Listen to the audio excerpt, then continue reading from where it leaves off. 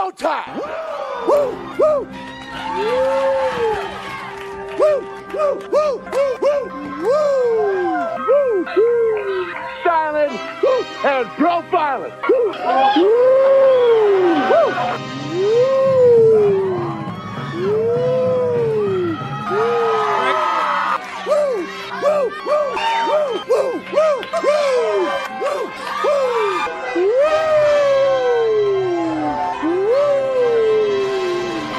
it's live and in color. Woo!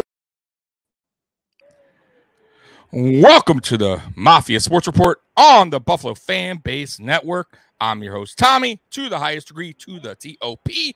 from the 313. And by my side is my main man, my toucan, Sam, the one they call the Apex Man, Mr. Mikey. What's going on, brother? What's going on? You know, we're going to kick this show off right. Ric Flair's having a final wrestling match. Yeah. Woo! we are. 73. But yeah, no, we're not here to talk wrestling. We're here to talk some football. And you know, it's been an emotional weekend. You know, to put it to the best way. There was some actual Buffalo Bills news as Micah Hyde had his softball charity tournament, and Josh Allen won the home run derby. But other than that, I'm doing all right. You know, good, brother, good. Before we get started, guys, I do want to touch real briefly on what happened over the weekend. This is something that hits home for me. When this happened over the weekend, I was a little bit lost for words. So in 2018, Marjorie Stoneman Douglas High School in Florida, which is 10 minutes from my high school, Coral Springs, had a mass shooting, 17 killed. It was a bad day. And Yeah.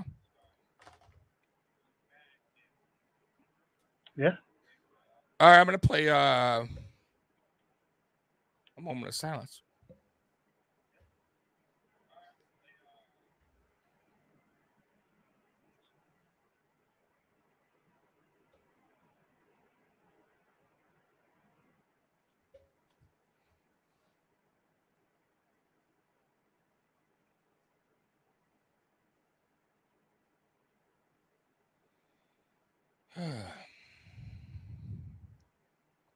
All right, let's get right back into this. I'm sorry, guys.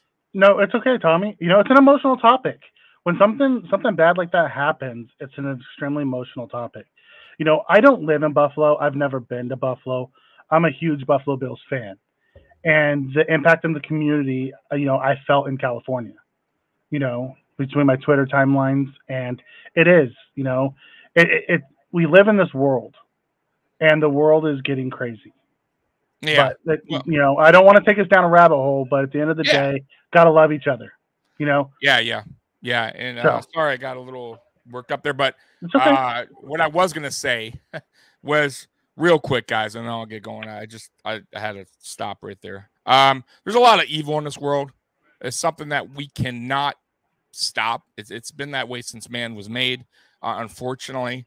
But you know, it's up to the government to you know, at least try to prevent these people from getting guns, on unstable people, and, you know, at least doing their part, you know, and slowing this stuff down, because it's crazy. But anyways, let's get right to it, man. I'm sorry about that once again, guys. Let's get to this. The schedule was released, and I'm going to go through that schedule right now, guys. It is a doozy.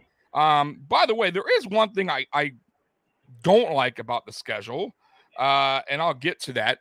So real quick, we had 6 primetime games, pretty much. I'm gonna count them as 6 because the Thanksgiving game is, to me, is a primetime game. But do you guys know only 2 of them are at home, 4 on the road? Like, NFL, come on, let's, you know, can we do 3 and 3? But anyways, I'm gonna get right down to the. I will tell you, there is a possibility for 2 more. No, I because we have 2 TBDs. Both of those are at home. Yeah, I get that. But as of right now, I'm just saying, like, as of right now, yeah, two at home, 4 primetime games on the road. But I'm going to quick break down the regular season. So starting off, Buffalo at Rams. We are the opener, baby, on Thursday Night Football, 8:20 p.m. Then Tennessee at Buffalo is our home opener, Monday Night Football. Buffalo at Miami, Buffalo at Baltimore, Pittsburgh at Buffalo, Buffalo at KC. It's a 4:25 game. A lot of people kind of consider that a primetime game, but it is not. Green Bay at Buffalo. That is I believe, a Sunday Night Football game. Buffalo at the Jets. Minnesota at Buffalo. Cleveland at Buffalo. Buffalo at Detroit on Thanksgiving. That's awesome. 12:30. Buffalo at the Patriots. The New Jersey Jets at Buffalo. The Dolphins at Buffalo. Buffalo at Chicago. Buffalo at Cincy, Monday Night Football. And then to close the season, the Patriots at Buffalo. So I'm going to get to you, Mikey, since you're going to do the rundown. And by the way, Mikey, do you have your popcorn ready? I am not. I'm telling you, I am not a popcorn guy. The kernels get stuck in my teeth and they drive me crazy. Well, I mean, I love the taste of it, but I don't eat it much because it drives me nuts. Well, however, just so we know, Tommy, I'm gonna break down the opponents. We're gonna go through it. What I'm gonna need from you is at the end of each week, I need you to give me a win or a loss, so we can get your record prediction. Yeah, I got you. Okay. So tough, okay. You're gonna hate me. So let's start with the opening. We kick off the season, in LA, which is about 8.5 hours from my house. Down there. So we get prime time Thursday night season opener. So what have the Rams done this offseason? They've lost Andrew Whitworth, Robert Woods, Darius Williams, Sony Michel, Odell Beckham Jr., Austin Corbett. So they've lost a lot. Who have they brought in? They brought in Troy Hill, Allen Robinson, Bobby Wagner, and Brandon Powell as the kick returner. Mm-hmm. So they've lost. They've net lost more than they've brought in. Oh, I forgot the main one that they lost, Von Miller, who is now with the Buffalo Bills. So, looking at it, it's gonna be a doozy of a game. It's the two best teams, I truly believe, in football. I truly believe. What? By the way, Mikey, Jack coming in, and yes, Jack. Matter of fact.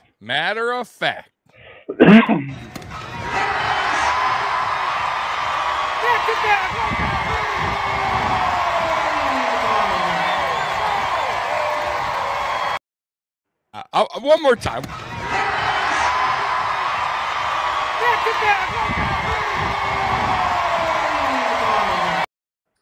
What's crazy is his form is jacked up when he hits that. Oh, man. That's mostly upper body. Dude, he did the bat flip like before he even saw he knew it. Mm-hmm. Oh man! But anyways, go ahead, Mikey. I'm sorry. So it's fine. We talked a little bit about that in the kickoff about Josh. As he received the trophy, and Sal asked him, where does this rank? He says a placeholder for this February when he gets the real trophy he wants. Okay. So anyways, looking at what they have, I think it's the two best teams. It's what the Super Bowl should have been last year. So ultimately, we'll come out and we'll have to handle business. They have some new weapons, and Allen Robinson. They have to figure out how to get him going. Okay. Bobby Wagner will be new, and Troy Hill's new on the opposite of Jalen Ramsey. So it'll be a little bit different. It'll be interesting to see what Ken Dorsey and company roll out week one. Yeah. How we unleash Von Miller and the new D-line rotation. Yeah. And then is Trey White going to be there? Probably not. So are we going to have Elam and Dane Jackson, or are we going to bring in a veteran CB that's gonna fight for that second job? So it'll be interesting to see what it leads up to. But ultimately, week one, Thursday Night Football, I have us a win. Okay. So let me give you my little breakdown. So yes, I totally agree with you as far as this is a big. this is a big not home opener. This is a big first game of the season for us.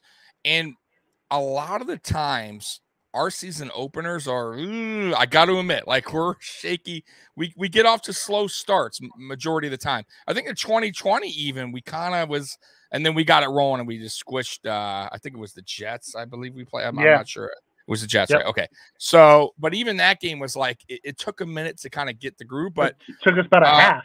Yeah. So we're not like these fast starters. I noticed in the first game. Look what happened last year. Like everybody was like, we're gonna steamroll, including myself, steamroll the Steelers, old Ben Roethlisberger, and we just look like straight doo-doo, right?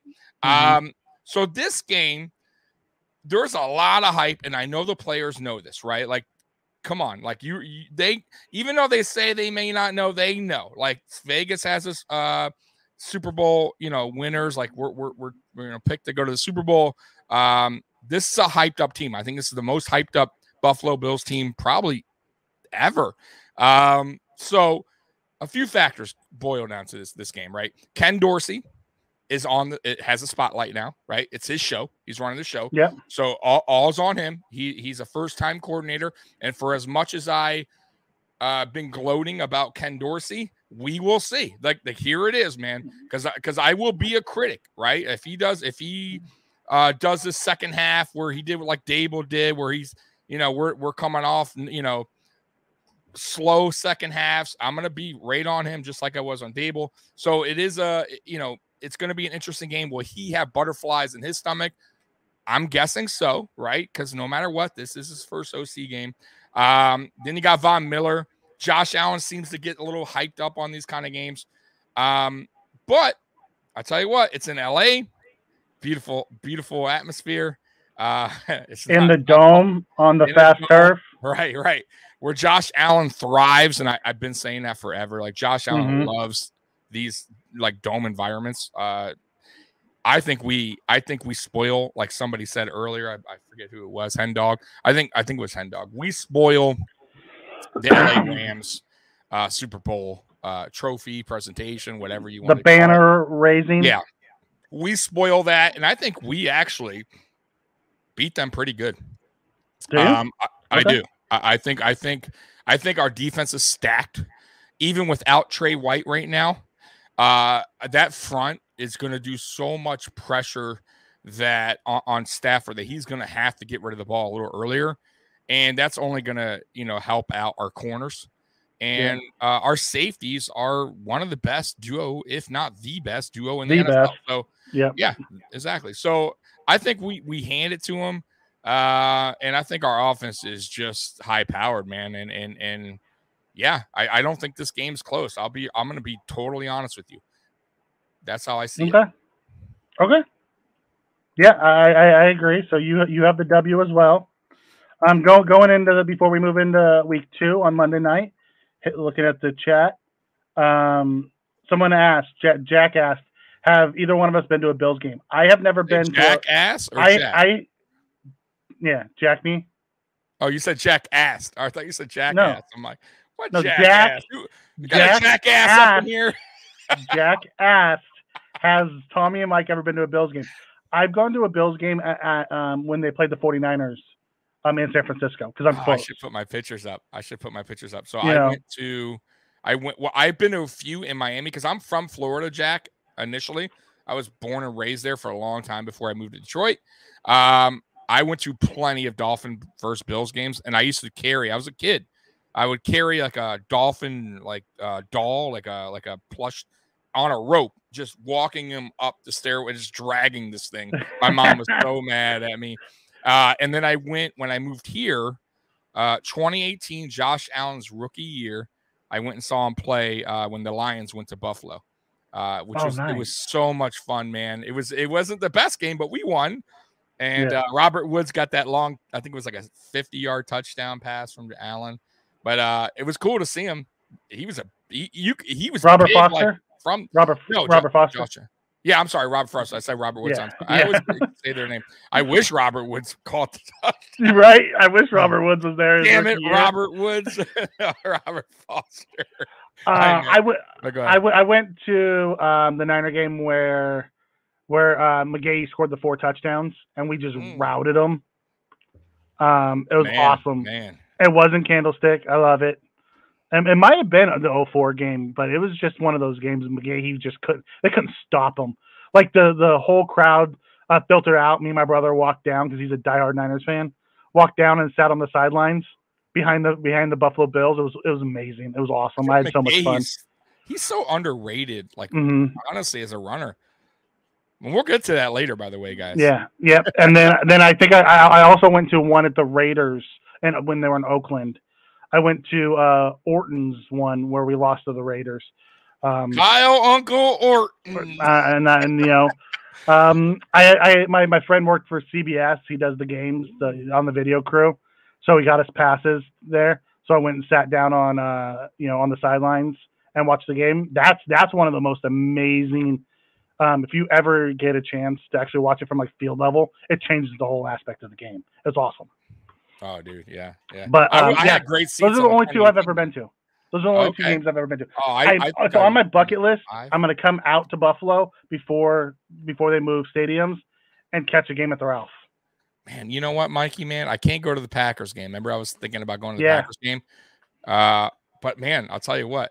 The Lions Thanksgiving game, my buddy, long story short, I won't go down a rabbit hole real quick, but I work at a bar, guys, and we are like the #1 selling Miller Lite or whatever, and my boss always gets like the best tickets to games. They always give him. Oh, nice. So he might take me to the, like, if he gets tickets, which he probably could, to the Lions Thanksgiving game. That'd be awesome. So dope, dude. Yeah, dude. That would be awesome. So anyways, let's jump back into it. So week 2, we're at home, Monday Night Football, revenge game against the Titans.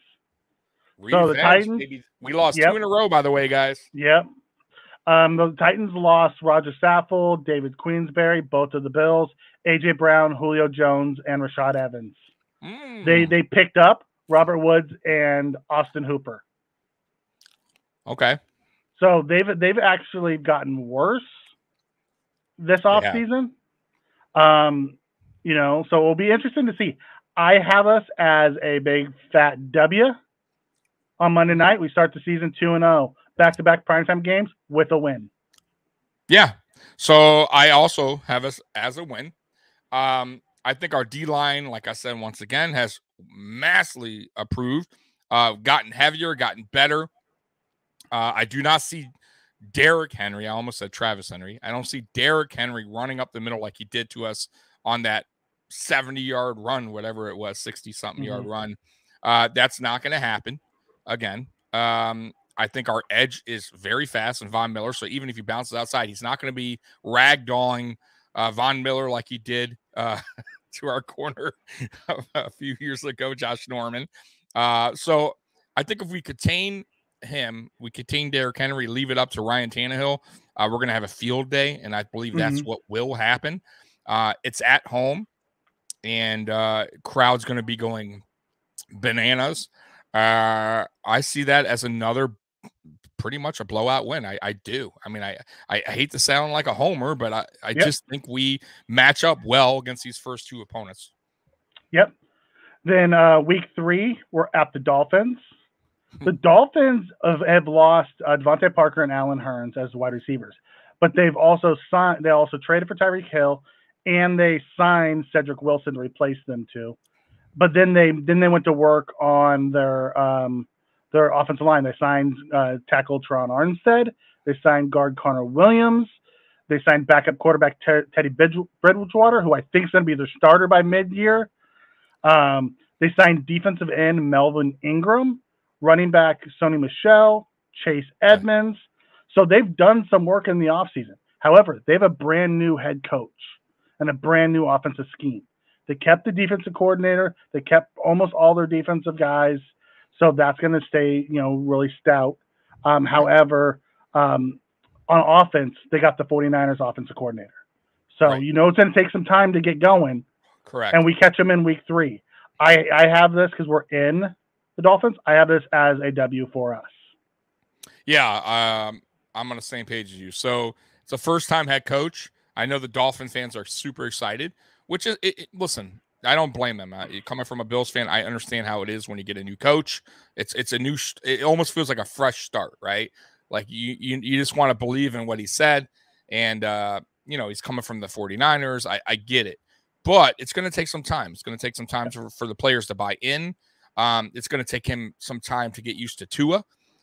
Same with the coordinators. The coordinators that are coming into Miami are brand new, right? Or the coordinator. Sorry, they're not doing the split thing. The coordinator, right? Coordinator. Sorry, I'm so used to them having coordinators. The coordinator, which I think they have a new defensive coordinator too. I believe. No, they kept their entire defensive staff. I'm very surprised. That was the thing. A smart move. Anybody who was coming in had to keep the entire defensive staff. Oh, really? Okay. Well, you know what? That's not. I don't think that's a bad move by them. But with the coach, let's say it's not working out, right? And that causes friction down the road. And that's another rabbit hole. But that could, by the way, that really could. But anyways, Tua going into his third season. Listen, I think Miami fans are going to be on top of him, man. I think if he comes out playing bad, I think you're going to hear the boo birds. Teddy Bridgewater he's borderline starting quarterback in this NFL. He could probably start on maybe a few teams right now. I could definitely see him having a bad game, them booing him. And that's just not good. So I just don't trust him, and that's the reason why we win. I don't think they have enough weapons to beat us on offense or defense to slow us down. So we own the Dolphins. We've been owning the Dolphins. We've only gotten better.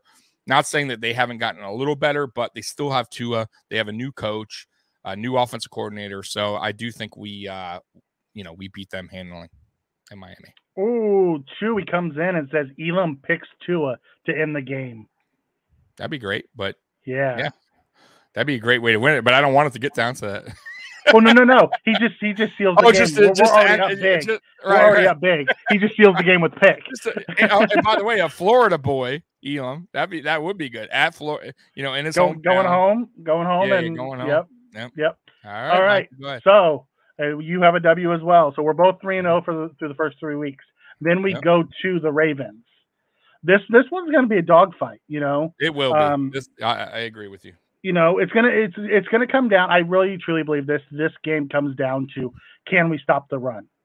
They don't have the receivers to really kill us in the passing game as long as we can check Andrews. No receivers. So it's really gonna come down to, can we stop the run? What's our front? So we'll know by week 4 if we have a good run defense. If we do, I think we slaughter them. The Ravens this offseason have lost Bradley Bozeman and Anthony Everett. They signed Marcus Williams, the safety. Offensive tackle Morgan Moses from the Jets. They've kind of had a really quiet offseason. They had a killer draft, though. So at the end of the day, I picked us to win this. I have a feeling we're going to have a stout run defense with Daquan Jones in the middle. And, and we get the W. Yeah, I'm thinking the same thing. I understand the running backs, but they're not they're okay. They're not. Most of them are coming back off of injury too. JK and all those guys are coming back. I feel like what they did to Lamar is it's like opposite of what we've been doing for Josh. It's like they're taking away help from him, and it was like I just remember going back to their loss, playoff loss. Or they're one of their games. Yeah. They're like, man, he has no help receiving. All he has is Mark Andrews, right? That's it. And Mark Andrews didn't do anything in the playoffs, by the way. And Hollywood Brown at the time, but yeah, exactly. And Hollywood Brown was, even with Hollywood Brown, he was more of a traditional straight line runner. He wasn't really a great. He was 50-50 on if he caught it too.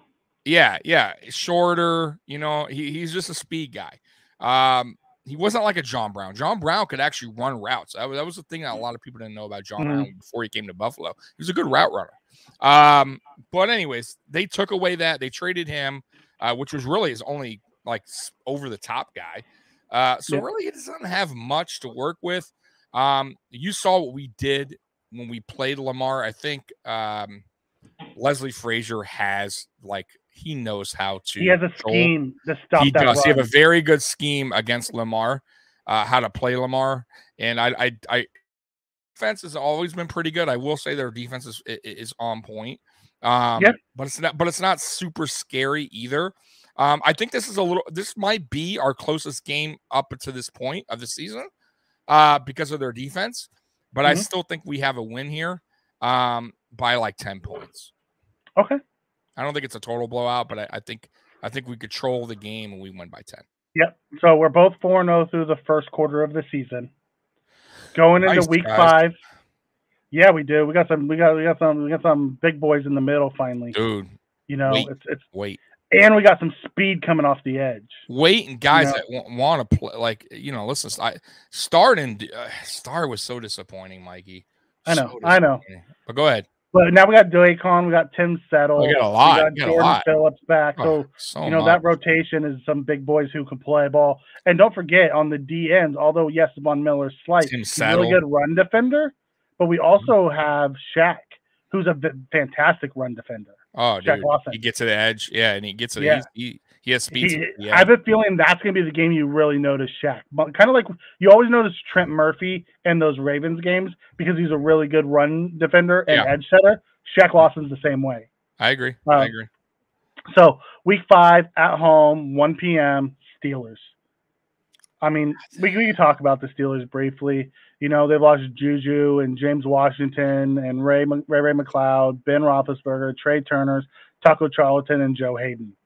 They brought in Mitchie Biscuits, James Daniels, the guard, Levi Wallace, and Miles Jack. Yeah. They reloaded. Listen, he's a fantastic coach. Tomlin is a fantastic coach. He's going to have those boys ready to play.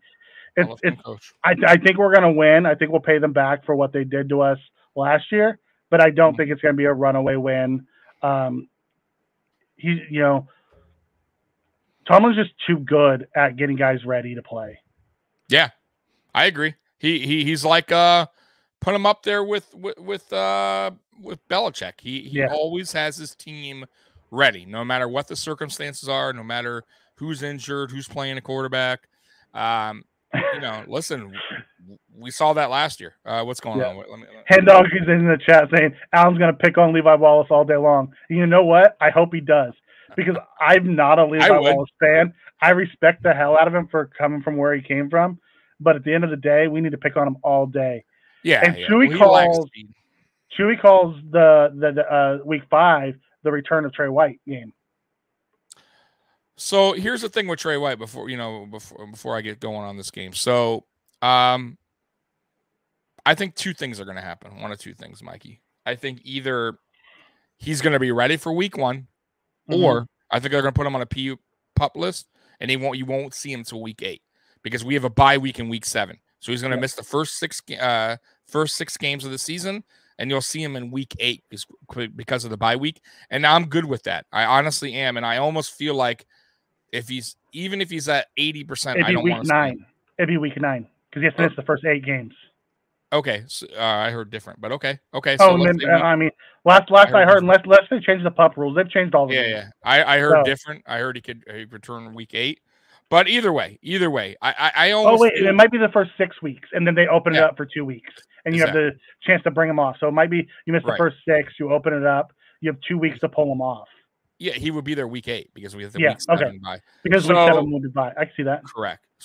So I could see that more. Like leaning towards that, to be honest with you, because it's one of those injuries that you just don't bounce back from right away. Every player is different. Listen, there's not a lot of APs running around, right? I'm looking at the first 6 weeks.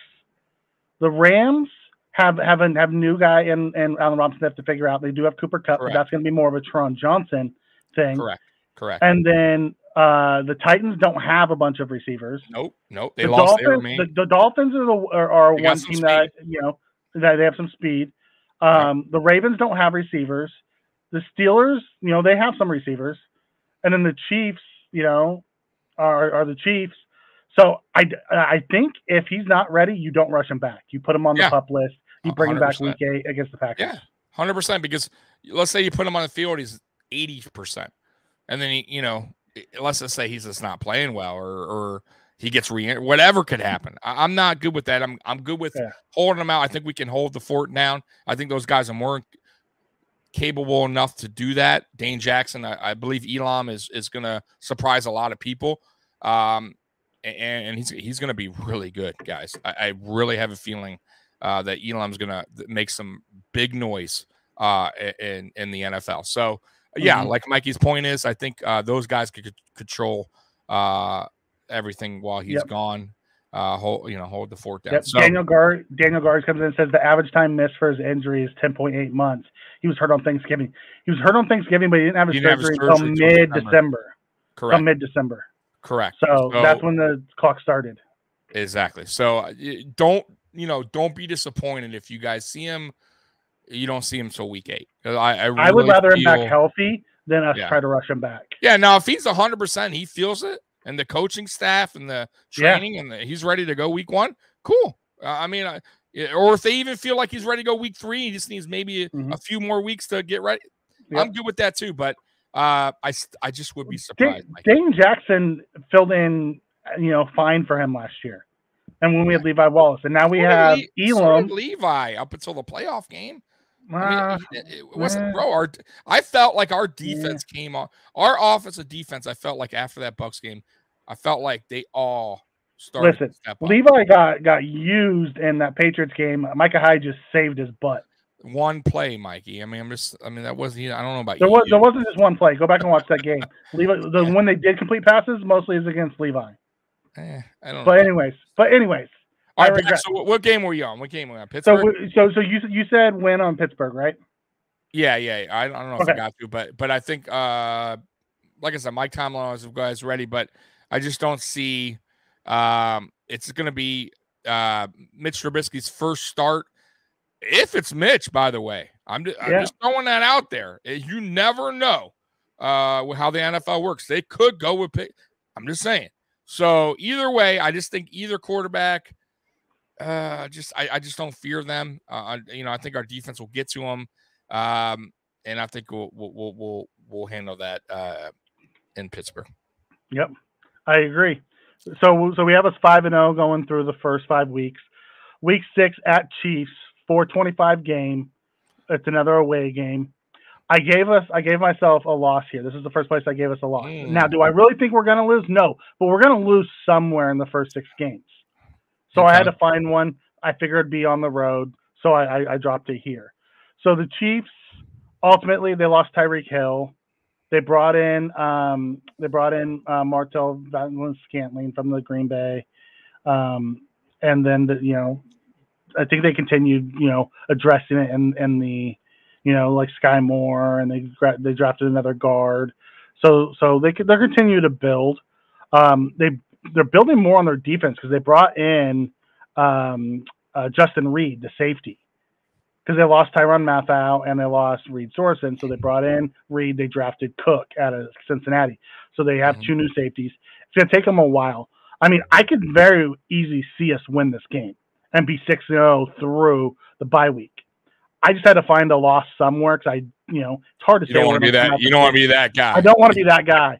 So I dropped it here. I couldn't decide if I wanted to drop it at the Chiefs or if I wanted to drop it at the Ravens. I just don't think the Ravens have enough firepower to beat us. Yeah. So I guess I'm gonna be the homer and say. And you're gonna take the W, huh? Okay. Listen, man, this is a revenge game, big time. This is a game where I don't care about the regular season. I care about the postseason.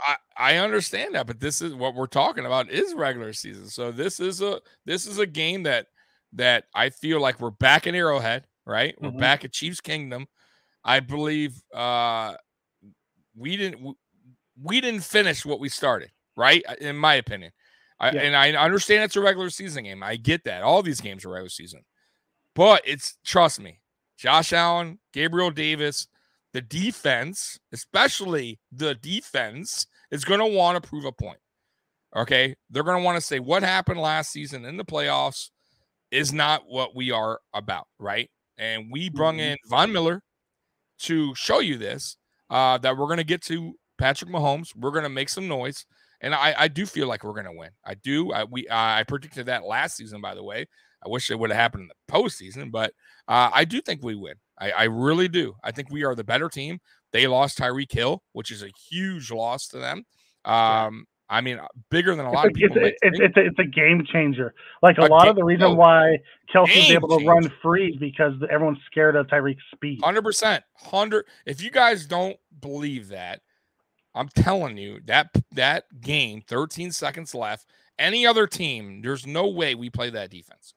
Impossible. We did that because Tyreek Hill just did a touchdown like 80, 70 or whatever it was, untouched in one play, right? So and you know who was guarding him? Scared. Yeah, I get that. But it doesn't matter. Nobody else could touch him. Nobody. We had a whole bunch of defense. We had safeties. Nobody could get to him. So I don't want to hear that. I understand Levi was guarding, but come on. He's the fastest player in the NFL. My point is that he's not there anymore. So they're going to have to be looking at. So there's no more that guy where, right? So I don't see us playing that way, even if it's crunch time again. Like, I just don't see that happening. So, especially against them. I have us winning. I do. I have us winning, but I believe it's close. I think right now, up to this point, now we're at this week, week 6. I think this is the closest game. I think we wind up winning by a touchdown. Okay. That's fine. Like I said, I had to find a loss somewhere in the first 6 games. Somebody mentioned Punt God. Let's see here. Yeah. Chewy says the punt guard crushes the returner. Bernard returns the fumble for the winning touchdown. Bernard sighting. Okay. Yeah. At the end of the day, I just had to find one. I plugged it in here. I understand. Don't get me wrong. I hope we're 6-0 going into our bye week. Oh, that would be lovely. So week 7, we're at the bye. Week 8, we come out of the bye at home against the Green Bay Packers on Sunday Night Football. Tough. Where Green Bay Packers have never won inside Ralph Wilson. Correct. That's crazy. For as good as they've been, for Hall of Fame quarterbacks. I mean, for like the last 40 years, they've had Favre and Rodgers. Yeah. It's wild, man. Hey, sometimes it happens that way. Sometimes football's funny that way. Yeah, it is. So ultimately, the Packers obviously lost Devontae Adams. They signed Sammy Watkins. They drafted Christian Watson. On defense, they lost their edge rusher, Zadarius Smith, and they picked up two defensive players in the draft in the first round. I think it was a linebacker and a D tackle. Oh. I think both of them were out of Georgia, right? Wasn't it? Yeah. I believe both were. Yeah. I have to look back, but I believe yeah. So. It was Wyatt, and I think I can't remember who the other one was, but ultimately I think because Walker went number 1. Oh well. Anyways, ultimately I do think we get the W here. I don't think they have enough on offense to hang with us scoring wise. Yep. Especially if our run defense comes to play this year, the Dolphins are going to the Titans, the Dolphins, the Ravens, the Steelers, the Packers. They don't have the firepower to match what Josh can do on offense. So, as far mainly the Packers have 2 running backs. Yeah, and then a bunch of question marks at receiver. So I got us a W here.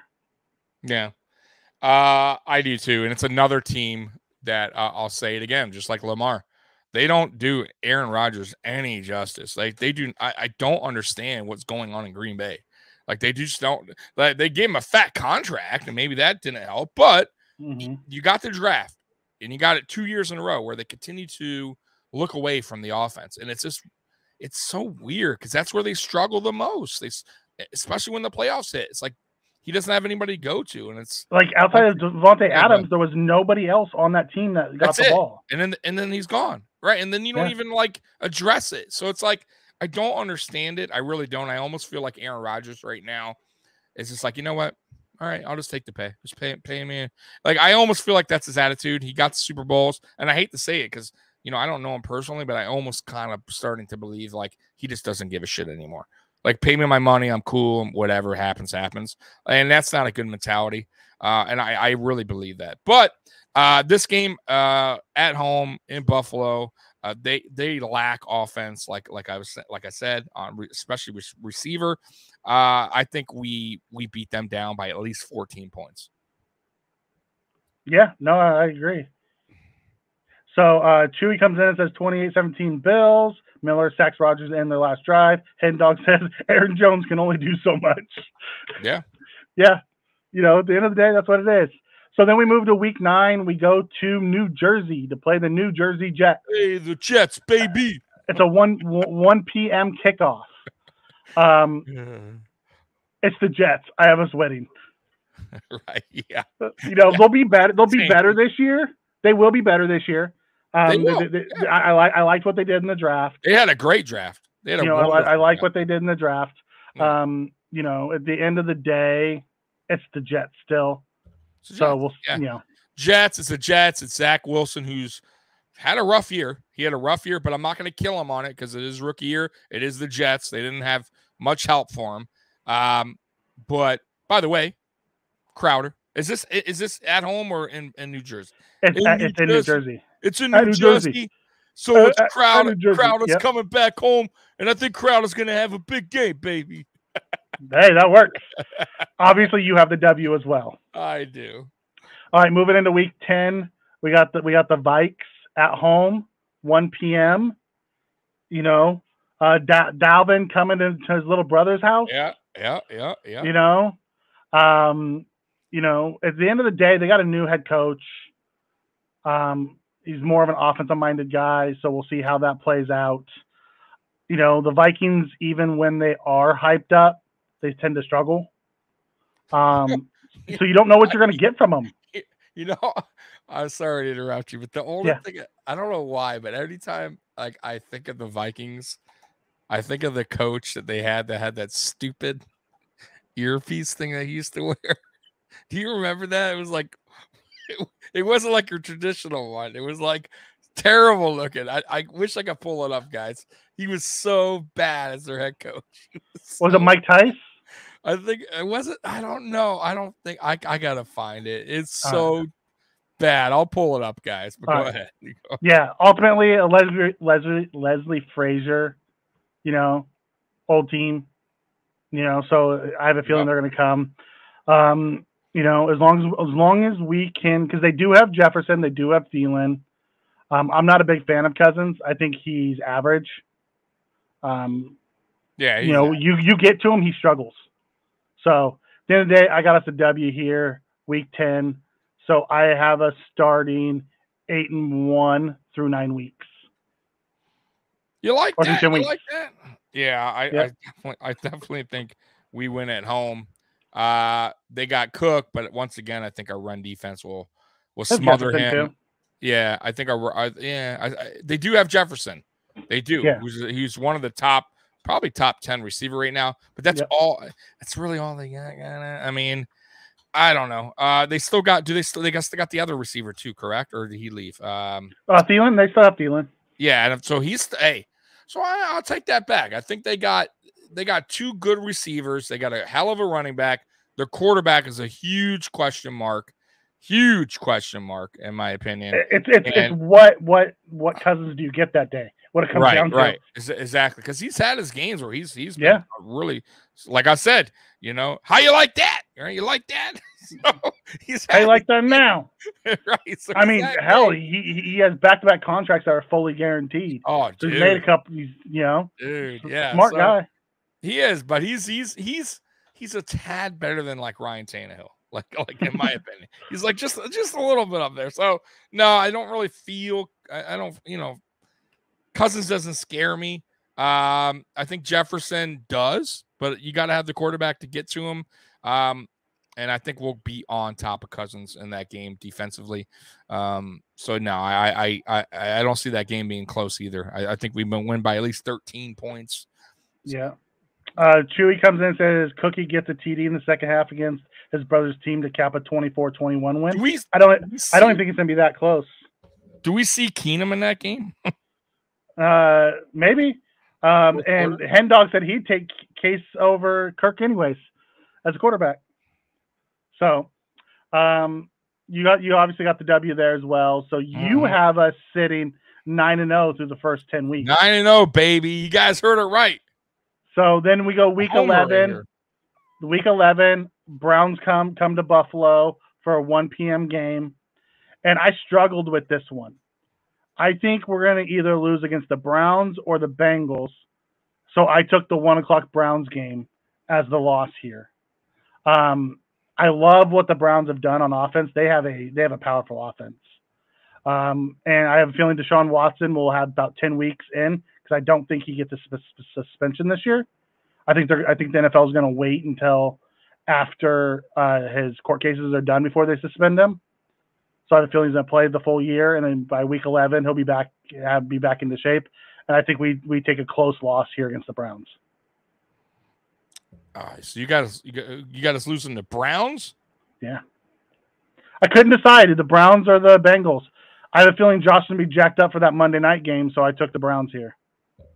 We're going to drop games somewhere. At home to the Browns? At home to the Browns. So the dirty Browns? No, dude, the Browns are good, dude. I know they were missing a quarterback, and they got Deshaun Watson. I get it. Well, hold on. Let's pause on that, Mikey. No, hold on. One, let me get into this Cleveland thing since you got them winning in Buffalo. Ridiculous. One, we don't know if Watson's playing. That's one, right? You don't know yet. Now, by the way, the NFL is having their meeting with Watson this week. Just a heads up. So that is going to determine. We will find out probably within another week or two what his suspension will be, if any, which I believe there will be. How many games? I have no idea. But even if it's 10, even if it's 10 games. I'm just saying, I get it. So let's just say hypothetically he plays, right? Let's say he plays. Mm-hmm. He is going to miss some time, right? Regardless. I think even 6 games, whatever. I think he's going to be rusty. He's missed a whole season, right? He has to get used to a whole new team, a whole new coordinator. He has to get used to his players. Remember, when he's suspended, because he probably will be, I believe you can't even go train. I don't think he's even allowed to go. So he can be there for a preseason, but once the season starts, he has to go away until like 2 weeks before the season ends. Then he come back. Right. So he's going to have to get used to everything, right?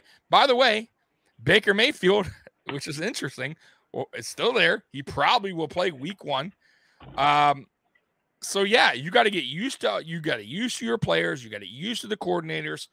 This is not Houston. This isn't DeAndre Hopkins.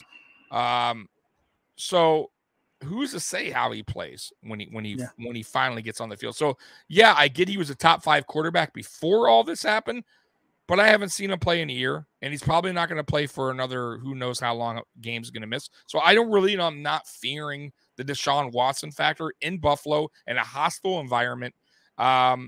Yes, Cleveland has a hell of a running attack. They got a great offensive line, probably one of the best in the league.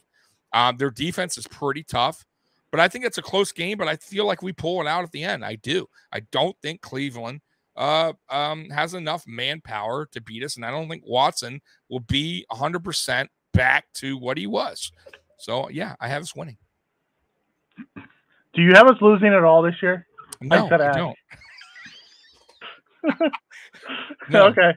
Okay. No. So, like I said, I think we're going to drop a game somewhere. I'm just guessing, and I'm dropping them in. Ultimately, Mikey, where's your Pepsi? Yeah, Mike got some bad test results. A couple weeks ago. Too much Pepsi, possibly. So I have put a kibosh on the Pepsi for the next month until my next test, and then I'll see from there where it goes. So yes, I quit drinking soda. You want Mikey to be here, right? Yeah. Come on. I got some borderline bad test results, and I'm looking to see if me just cutting out soda changes anything. Well, yeah, so, Mikey. Hello. Yes, that's do you know that soda burns battery acid? Yes. Yes. Okay. So at the end of the day, that's why you see me with water. Water's good, buddy, and beer's good too. Corona Premier. Oh no, I don't drink. I don't drink like that. Really? Oh, when I drink, it's usually Jack and Coke or Jack and Pepsi. So. Ooh, okay. If I'm gonna drink, I'm drinking the hard stuff. All right. I'm a little baby with my Coronas. Go ahead. You know, so at the end of the day, I've for about 2 weeks now, I've been strictly water. And I don't blame you. Hey, no, that's good. You got to. Hey, honestly, you should. They say you should drink a gallon a day. I can't do that, but I drink about half a gallon. You know, I don't drink a gallon a day. I drink about, man, I might get close to a gallon a day. Think about it, I drink about 5 or 6 bottles of water a day. You know, see, this turned into science class. Thank you, Chewy. And Doug, I knew I liked Mikey. You know, so at the end of the day, yes. Until early June, though, you won't see me have a Pepsi in my hand. After that test, I'll find out what it comes back at and figure out, you know, how I incorporate certain things back into my diet. So you're Pepsi free? I am sugar free. Well, there was a Pepsi free, wasn't there? That's why I was throwing it. Yeah. Pepsi free, Pepsi clear, Pepsi zero. You know, at the end, and I don't like any of the zeros. Like, they're like, you can drink a zero, you can drink a diet. Like, that stuff just tastes like garbage to me. I ain't drinking that. Yeah, it's not as good. How do you feel about the Punt God? Yeah, we can ask that. I love the Punt God. Absolutely. I am shocked he was sitting there in the 6th round for us to take him. Me too. He is not a finished product. He needs to work on hang time and corner kicks. But outside of that, you know, he's a huge athlete. He can tackle. He's fast. He's got a strong leg. Everything you could want. And I have a feeling he's going to learn how to hold rather quickly. And now we got Punt God and Touchdown Jesus all on the same team. It's Super Bowl, baby. It's you know, God's written it. Right. Yep. So anyways, enough about me. Back to the game. So where we leave off? We left off at the Browns. Then after the Browns, we go to Detroit for the first Thanksgiving game, the early morning Thanksgiving game, which my clock is at like 9. Oh God, I forgot about that. Oh man, I forgot about that. Yeah, Brad Childress. I forgot about him. But anyways, yeah, we're Thanksgiving game, early morning. So I'll wake up, I'll watch some Bills, I'll throw the turkey in, and my wife and my daughter will finish making the other stuff. And I'll then after I'll figure out if I got to eat my feelings or if I'm going to eat being happy. One of the two. We are not. I got us winning. I got us winning the game. We're losing the Lions. I don't know, man. The Lions, by the way, are 99-3. Chewy says. Oh my God, can you imagine 99-3? It's funny because we talked about this, Tommy. We talked about this a few weeks ago. We did, and you said there's no way they put us on Thanksgiving against the Lions. Listen, I didn't think they would do that. I'm from Detroit. I honestly didn't think they would do that dirty deed to the Lions. Like, that's such a man. Listen, you guys don't understand. Like, Detroit people have had it rough. Like, our teams are terrible here, and they're gonna send a Super Bowl favorite team to just come smash us in Detroit. It's like, listen, they want eyeballs. They want eyeballs on the Detroit game. Yeah. I will say this: so the Lions had a good draft, and I do like their head coach. I liked their head coach for a while. He was an interim from Miami. Because remember, I'm from Florida, so that's all I heard about. And I like it. I like his attitude. Like, I think he's a fiery coach. Oh God, yes. Yeah. I like what the Lions are doing. Like, they're starting to build a foundation. Like the receivers, they brought in DJ Chark. They drafted Jamison. Right. They brought in Amon St. Brown, who's a fantastic slot last year. I like the combination of Swift and Williams. I'm not a big fan of their quarterback. Their tight end solid. Hawkinson. Yeah, and their offensive line is one of the best in football. Right. So they're getting. That's what I'm saying. So I think they're getting there. They're on the right track. But once again, it is Detroit, so who knows? I mean, their defense still needs work.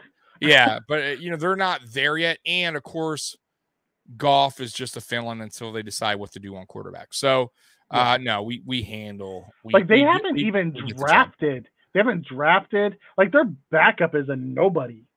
Yeah, but Tim Boyle. I don't think they saw anybody worth, and I don't blame them. I really don't, because look, we didn't draft anybody in 2017, right? Like we were like, you know what? We'll hold off. We'll trade back, right? We got Trey. And then look what happened in 2018. We could have been like, we'll get a quarterback in 2017. Let's just say it wasn't Mahomes. It was somebody else, right? Could have worked out total opposite. So, no, I don't blame them at all, especially in this draft. Maybe they just didn't see anybody they liked, and they're going to build the rest of the team and then draft somebody. And they have a feeling they're going to be at the bottom and go for one of them. Yeah, which next year's going to have a good crop of quarterbacks. Exactly. And then why not have Goff there one more year to train this dude, to sit behind. So, but either way, I think we handle business. We get home. The players get home in time to eat a real Thanksgiving this time, right? It's an early game, right? The last Thanksgiving game we played was I think night game, right? Against the Cowboys. Yeah, against the Saints. We did the Cowboys, and then we did the Saints last year. Yep. So my dog's going crazy, by the way. But I think we handle business. Okay. Before we move on to the next game, Brandon comes in and asks, "Do you think Cook will become RB1?" No, not this season. No, not this season. But do you think he will become an RB1? That's a great question. I'll tell you what. If he needs to build his lower body a little better, he does for the grind of the NFL, because the NFL is let me tell you something. The NFL is mean. The NFL is it's a dirty game in there. It's a dirty game. There's some dudes that are just as fast as you. There's some dudes that can hit. They got some big line. You got defensive linemen that can run almost as fast as linebackers now. So, yeah, he needs to build his lower body a little bit, but I believe he can get there. But this first season, no, I think Devin Singletary is gonna have the majority of the carries, though you will see Cook involved a lot, I believe, in the offense. But I think next season the plan is, if they do not get Singletary back, is to make Cook the primary running back and probably draft a bigger back to go with him. Yeah. Yep, I agree. I'm with you on that. Thomas comes in and says, "Do you think Vaughn will be unmotivated since he's already won 2 Super Bowls?" No, I don't. I think he wants to be the first player ever to have 3 with 3 different teams. Yeah. I agree with Mikey 100%. That's not it. That's not his. You can tell it's not his mentality. Makeup. It's not his makeup at all. That's just not what. He's not out for paychecks. I'm sure he likes getting paid, but he's out to prove a point. Legacy. That's it. He's out to prove a point that he is one of the best to do it at his position. And why not add the cherry to the top of your career by winning 3 Super Bowls, by the way, or more? Don't just say, listen, I keep saying this, and I hate to go on topic, but the thing what Buffalo Bills are building right now, Brandon Beane and Sean McDermott, they're not building this as a one and done type of season, right? They're not like making all these crazy moves where players are going to be gone in one season, and then we're over the cap and we're in misery for the next 10 season. Like, they are building a potential, I'm hoping, dynasty in the future of young players, starting with Josh Allen, starting with the running back now, and Cook, starting with the receivers and Gabe Davis, locking up Diggs. We are building a team here for many, many seasons that can be that contender, right? And man, it's very possible that we don't just win one, we win multiple. So I'm hoping for that, but we got to get that one. Love it. We got to get that one. I love that, Tommy. You want to ever go on a rant? That's the rant you go on, how we're going to win not one, but multiple. You can go on that rant anytime you want, bud. Yeah, baby. Yeah. Got to win that one, though. Got to win that one. Thomas, thanks for the question. We always try to get back to you guys as much as possible. However, we should continue moving because we're only at week 13. So we go to week 13 after the Thanksgiving. Us and the Patriots both play on Thanksgiving. The following week, we play on Thursday Night Football at the Patriots. I have us winning. First game against the Patriots, right? Yep, our first game is week 13 against the Patriots. Wow, that's wild. We go 13 and 18, just like last year. We had them late. Yeah. Yep. Were we at Patriots Thursday Night Football? Yep, Thursday Night Football at Patriots. Josh has started to own that place. He is, and we owned him last. So what do you got? So I got us having a W here. I mean, they've lost Shaq Mason. I don't even think that they drafted Cole Strange to replace an All-Pro guard. Right. Not a big fan of what they've done on the offensive line. Their defense, they let J.C. Jackson walk. They didn't replace him. They replaced him with a bunch of nickel type guys. So, I don't know. Like, I imagine they're going to have 7 or 8 DBs on the field at once, and they're going to do some kind of crazy, quasi type of defense, but at the end, it's going to be like some kind of dime package that has 3 safeties and like 4 corners and, 3 linemen and maybe a linebacker or some craziness like that, I think. But I have us get this W. Yeah, I think we get the W. I think Mac Jones has a lot to prove this season. I think he just was a system quarterback last season. Like, that's how I saw it. I'm not saying he did bad, but I just felt like that's what he was. They didn't ask much from him. I believe this year they will. I still think they'll be a little bit run heavier, but they're going to ask him to do more. They have to, because if they don't, then he's not the answer. And I still don't think he's ready quite yet, especially against a Buffalo Bills defense that is going to be swarming. You got Von Miller, like I said. You got a way different defensive line. He's not going to be able to sit back there long and make decisions. And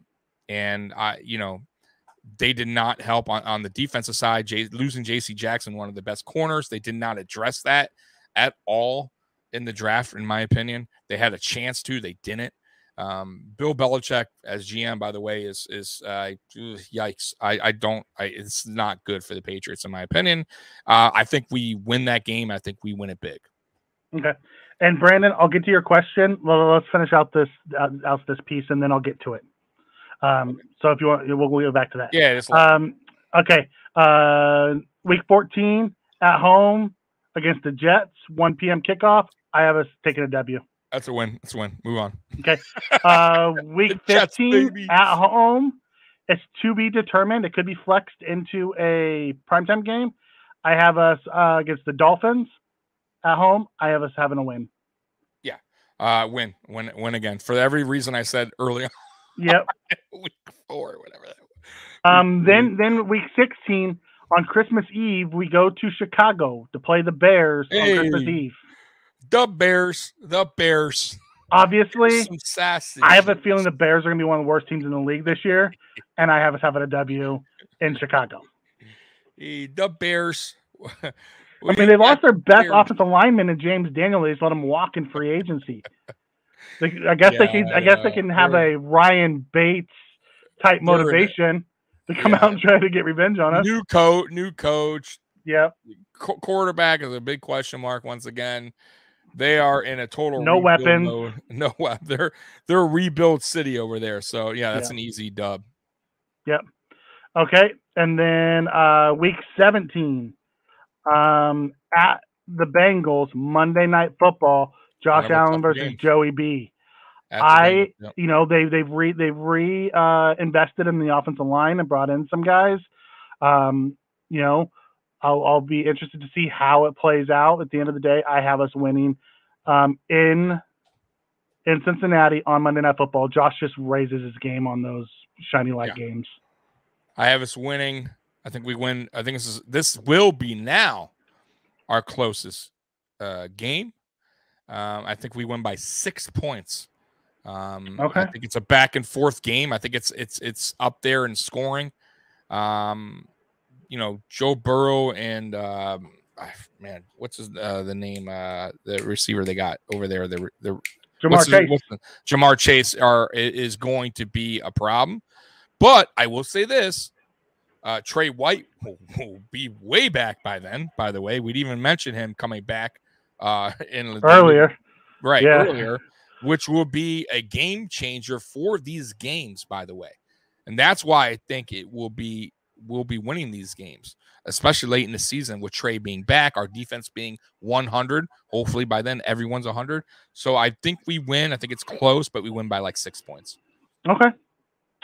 And then week 18 to be determined, could be flex depending on what the Patriots are doing in Buffalo.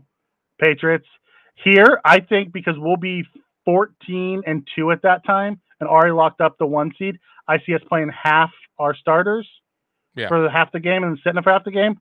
I just said, we may take a loss because at the end of the day, can our backups beat the Patriots? I don't know. Yeah. I could see that, but I'm already committed to going undefeated. Undefeated. So I think Josh Allen plays for like 1.5 quarters. I think a lot of people sit at that point. And because then we'll have the bye week too. So I think they're going to want him to get some playing time. But I think they don't want him to sit for 2 weeks. I think the Patriots are going to be really bad this season. I'm going to be really honest with you. I don't think the Patriots are going to be even a 500 team. I just don't see it. I think they're going to be bad. So it might be like that Dolphins game where we played them and then they came in and we still won. Yeah. If that's the case, I predict 15-2. I'm just not sure about that last game. I have us as 14-3 right now. All right. Hey, so guys, I guess I was the big homer. Early. Yeah, the very early. We'll do this by again the way, I've closer never to the done season. that. I have never done that, by the way. Those 7 last year, I predicted us losing 2 games. One to the Titans after the Chiefs game, which I was right, by the way. Yeah, I thought the Chiefs game was going to be tough and it was back to back. But anyways, I had the Titans losing and the Bucks, and I was right on both, by the way, last year. But I didn't have us losing. You expect the Jaguars, and both of those games we should have won. I know. But the 2 games that we got, really got manhandled in, were really 3 of them. It was the Steelers, Jaguars, and the Colts. The Colts just trounced us in the rain. Yeah. And then the Jaguars, I mean, what the hell was that? So, anyways, that is the schedule breakdown. The way I'm going to call, you know what we're going to call that, Mikey? We're going to call that the way too early. Season prediction? No, we're going to call it the way too early. Season prediction. Guys, and we will revisit this as in training camp. Somebody asked. Going up to Brandon. Brandon's question was honest opinion with Kansas City losing the Hill and with their division so crazy, do you see them making the playoffs? Yes. I still think Andy Reid and Patrick Mahomes together will make the playoffs. However, I do not see them. I can see them making it as a wild card. I can see, honestly, if I had to pick a team in that division, I think the Chargers are going to win the division. They added Khalil Mack and J.C. Jackson back there on the defense. So now you have Bosa and Matt coming off the edge. You have Asante Samuel Jr. and J.C. Jackson on the corners. You have Derwin James still in the back. That is and on offense, they continue to build that offensive line, and they have what's his name? Herbert. Justin Herbert is a gunslinger, dude, and they have a great offense. He is. I can see the Chargers winning that division, and I can see anyone winning Mikey. I mean that's the toughest division right now in football. Yeah. They got the Broncos who loaded up, right?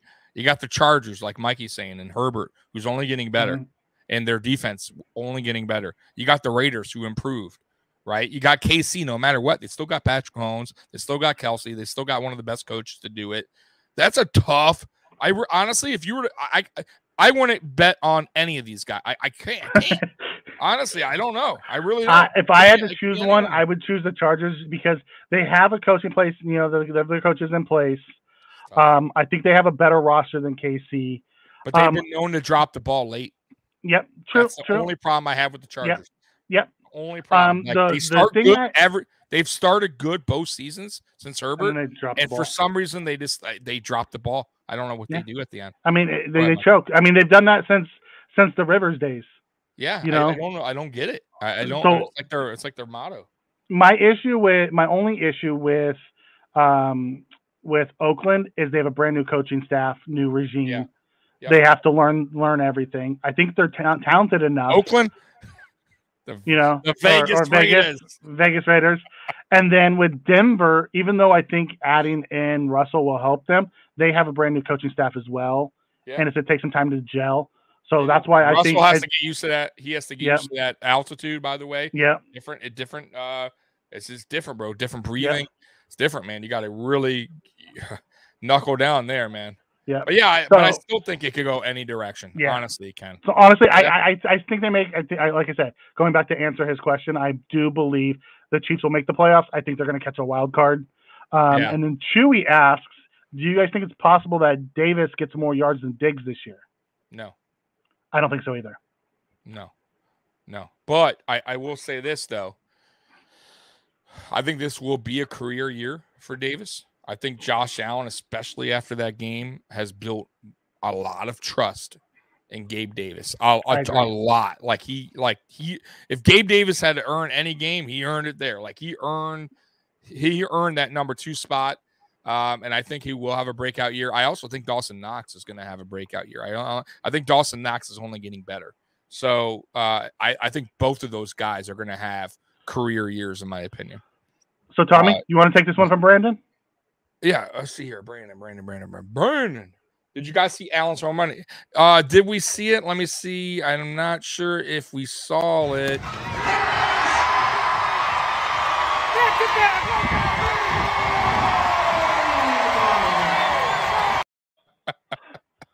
Yes, we saw that. Yes, we saw that. So, anyways, we're going to transition here. To memory lane, right? Yeah. So we're going to do a memory lane real quick. Let me pull that up because we always like to see these AFC championships.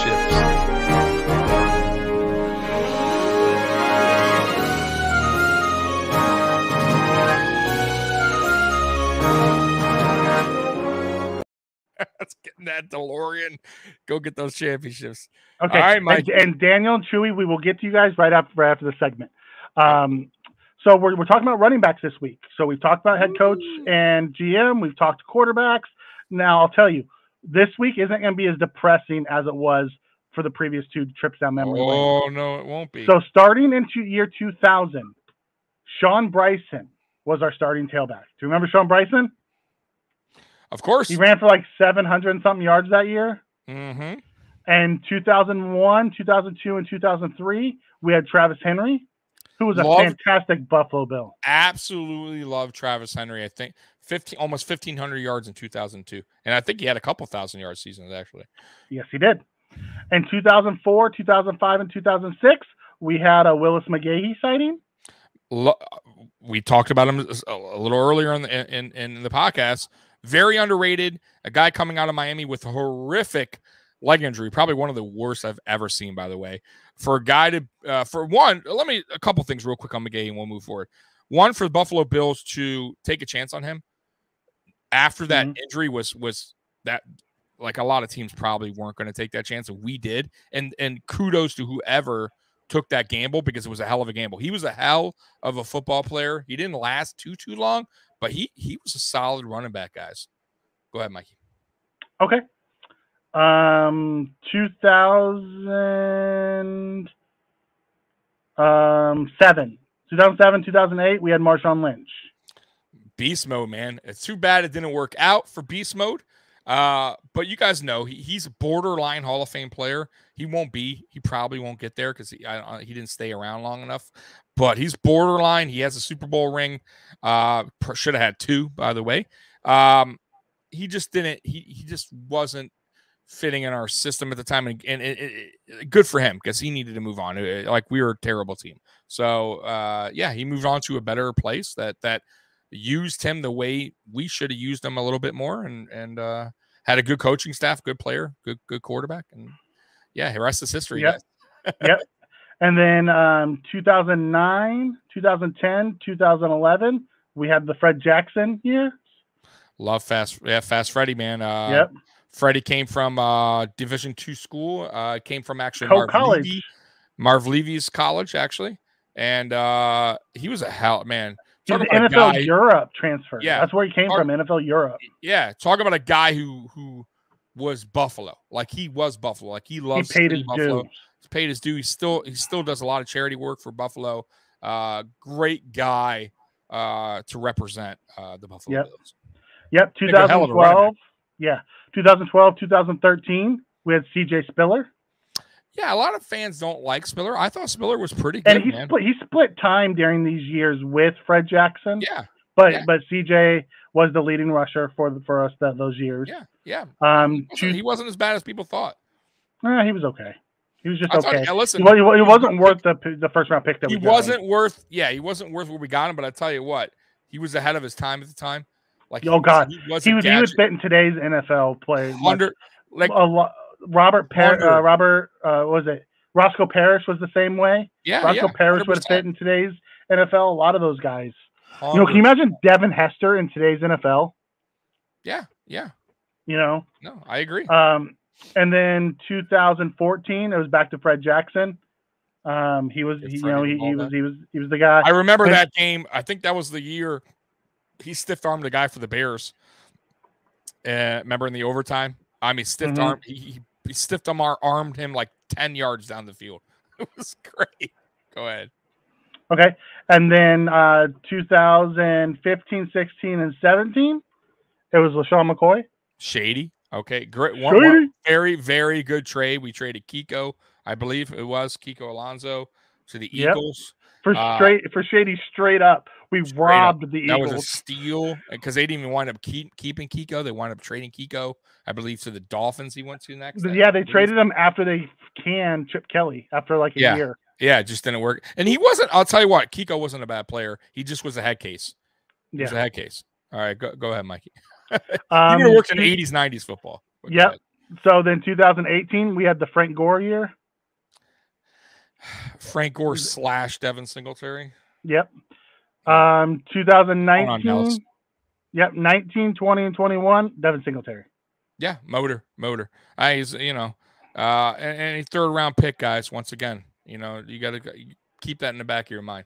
So, yeah, I think, listen, look at all those running backs. They all contributed. Even Devin Singletary has contributed.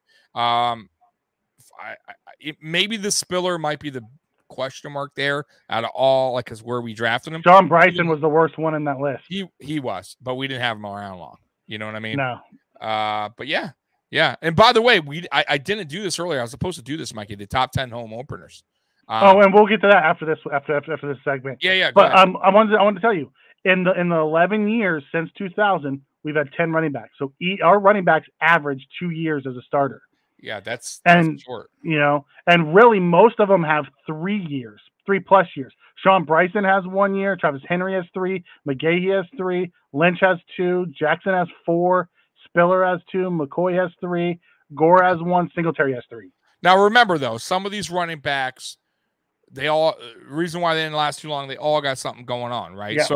So you go to Shady. Shady was already playing for a little bit before we got him, right? We used Shady. We got the best years out of Shady we can get.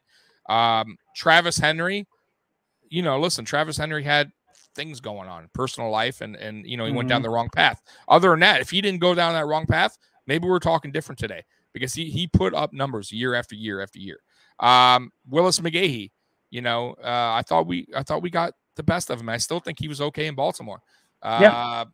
Fred Jackson. I mean, come on, guys. I think he was undrafted, right? Undrafted. Lynch is the one that I think we missed the boat on. He wanted out. He did, but I don't blame. Like I told you, a lot of these players that lasted for us, put up numbers through the drought years. Man, I feel bad for them because their careers went nowhere because they stuck on a team that wasn't going anywhere and had bad outlook, and they stuck around through lies, from the GM, for the coaching, and they ruined their careers, in my opinion. Yeah. Okay, so with that covers our trip down memory lane. Hey, that was a good trip. That was really good. There wasn't a lot to be sad. Like I said, there was no sad this week. Man. We'll get to receivers, by the way, in the future.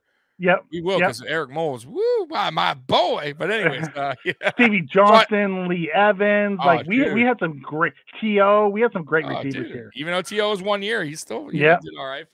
So hitting the questions real quick. Daniel Garden comes in and asks, what kind of year will O.J. Howard have?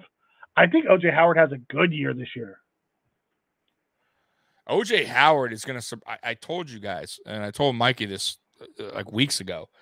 I think O.J. Howard is going to wind up getting an extension with us somewhere during the season. I feel that way. I could be wrong, but I think he's still young. I think the coach. I think he's going to have I think the coaches are going to see that they don't want to lose him, and why not? If he's willing to, willing to work out a deal for, crazy. So if they could get a deal done where it's mid-season, the reason why I say that is because he could be worth more if you don't pay him now, and maybe we missed the boat on him. So why not work a deal out mid-season if he's showing you that he could be that guy? Dude, give him a 2-year extension. Work it out somehow. Brandon Beane's. Brandon Beane is. Why not? But yeah, go ahead. Yep. And then the other one came in from Chewy, who says, "Do the Bills make a play for a DB still?" Veteran corner. They haven't yet, but I still think there is some DBs out there. I believe Hayden's still out there, and Steve Nelson, I believe, is still available. I think Nelson signed. Didn't he sign with? Did he? Okay. I think Sherman's still available. I know he is. But I'm hoping for Hayden. Hayden talked with. I know Von Miller was trying to pursue him to come over. Golfing with him. Yeah. So why not do a cheapy 1-year deal? You're not signing with anyone yet. Clearly, nobody's signed you yet. So teams are holding. And with Trey White, if he goes on the pup, I have a feeling he'd be perfect for that. He'd be perfect. He'd be 100% perfect. Why not? And perfect for that young DB room. We have to have, in my opinion, a veteran DB to fill in while Trey is, getting his way back onto the field. But anything else I missed, Mikey?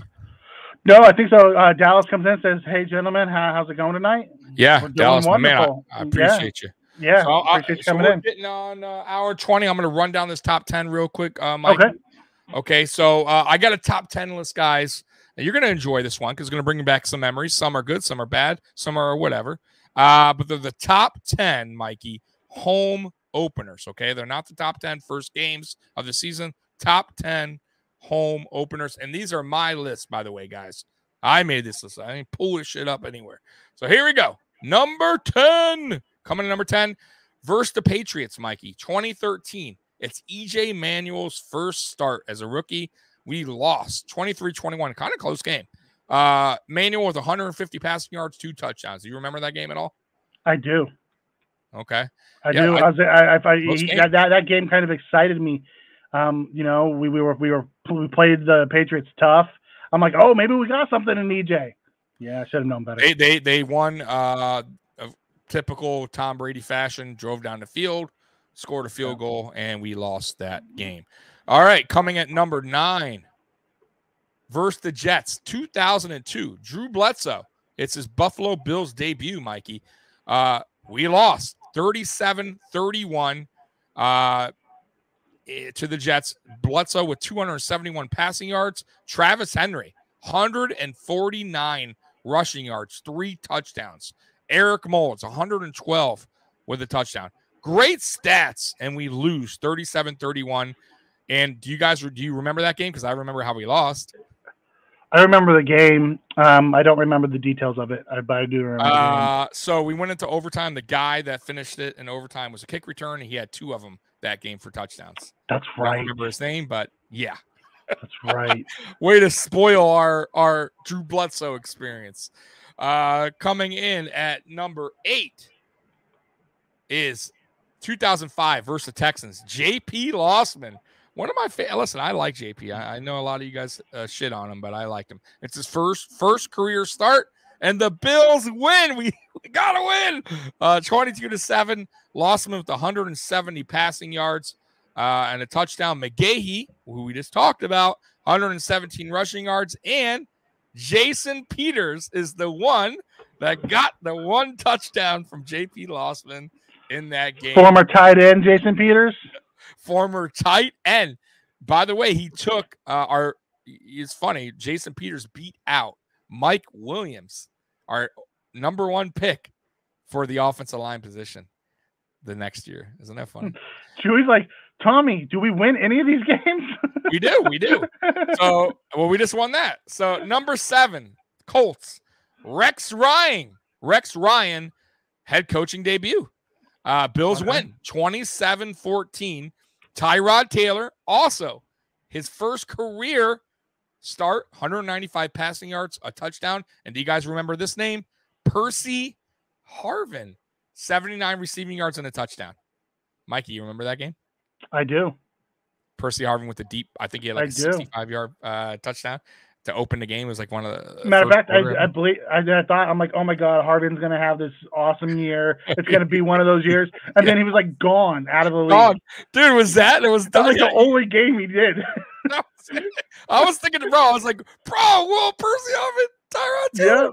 Yeah, look, this is gonna be the year, man. This is gonna be the year. Rex is gonna get our defense right. Yeah. Tyrod's gonna run around and make plays and hit like Percy Harvin on these scrambled plays. Dude. It's gonna be, yeah, right. And look, I mean, we won handily. 20, like we came out with a bang. Rex Ryan was feeling himself. But you know how that went. Wah, wah, wah. All right. Hey, watch the chat for me because I can't see the chat. Yep.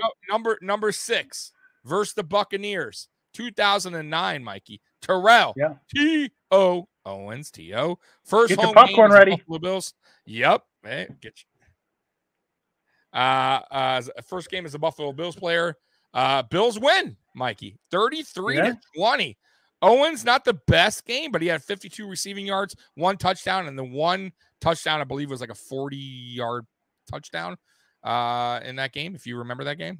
Yeah, that long touchdown. I actually, not only that, but I remember where I was at when I got the notification that T.O. was signed with the Bills. I was in my backyard fixing something when my brother, who's a diehard 49er fan, texted me, can you believe it? You guys signed T.O.?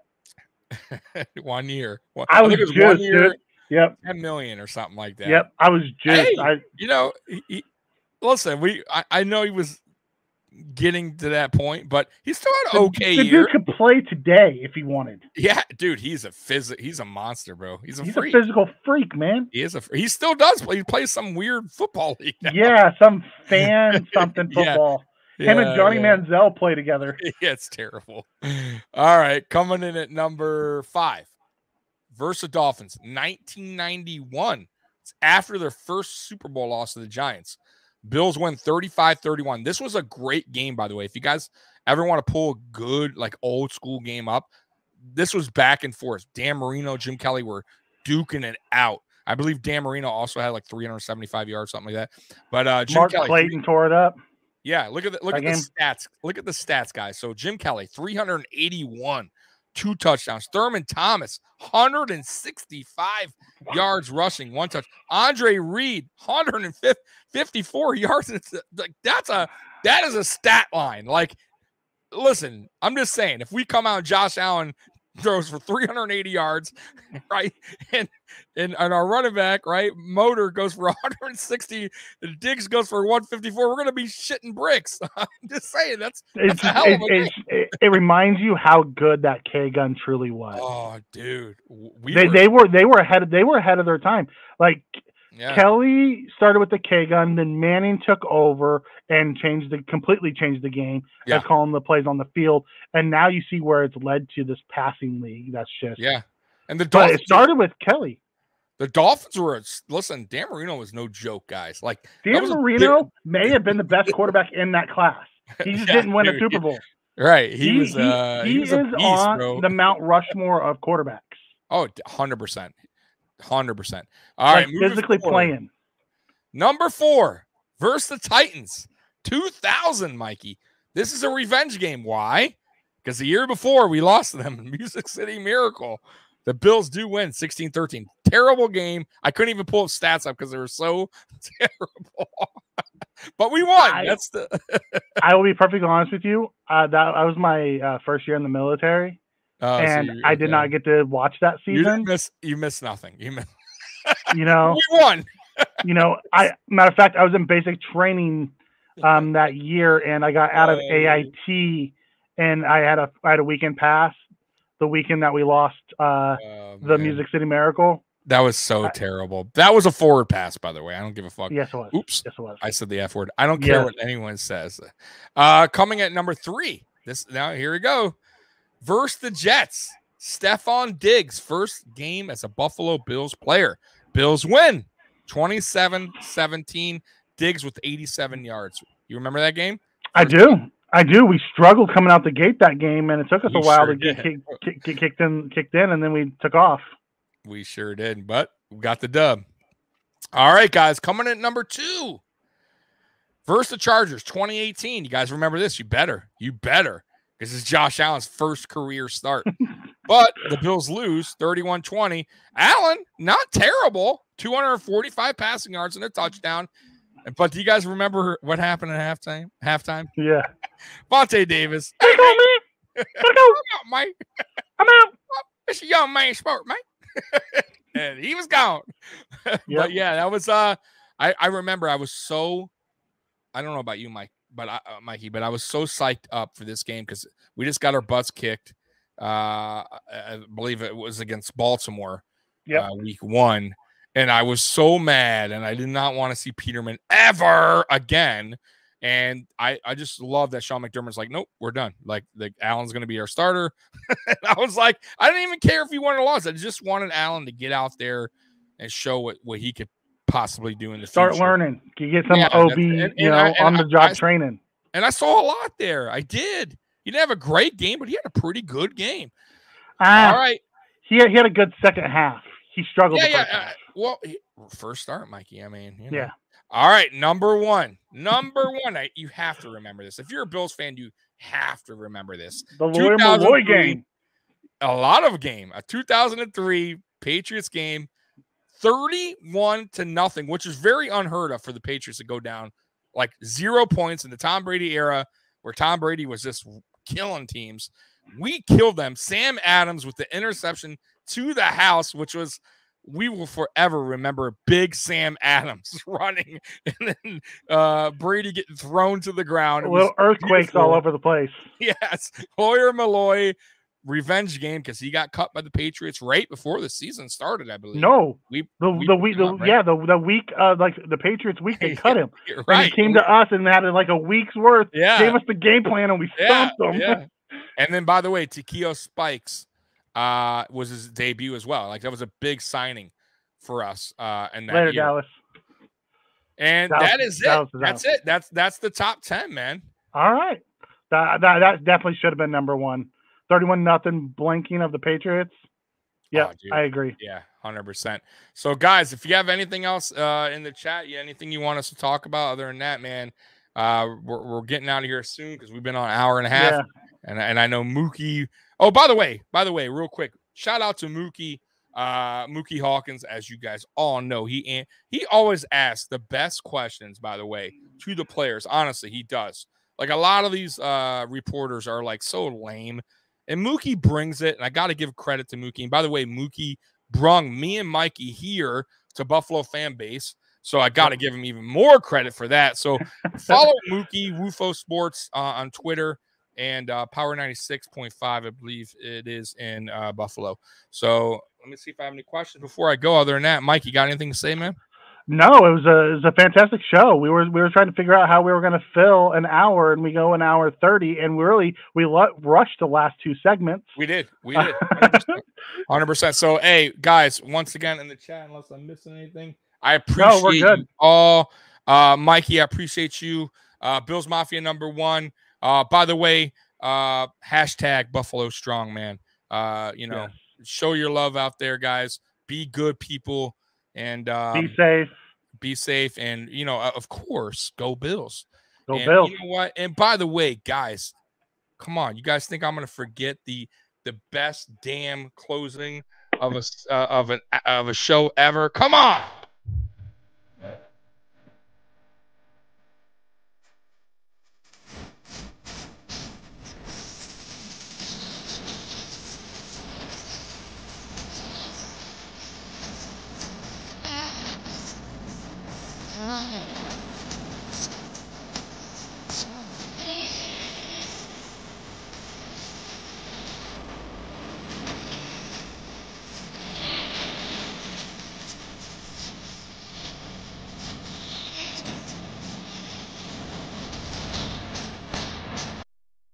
The Bills make me want to shout.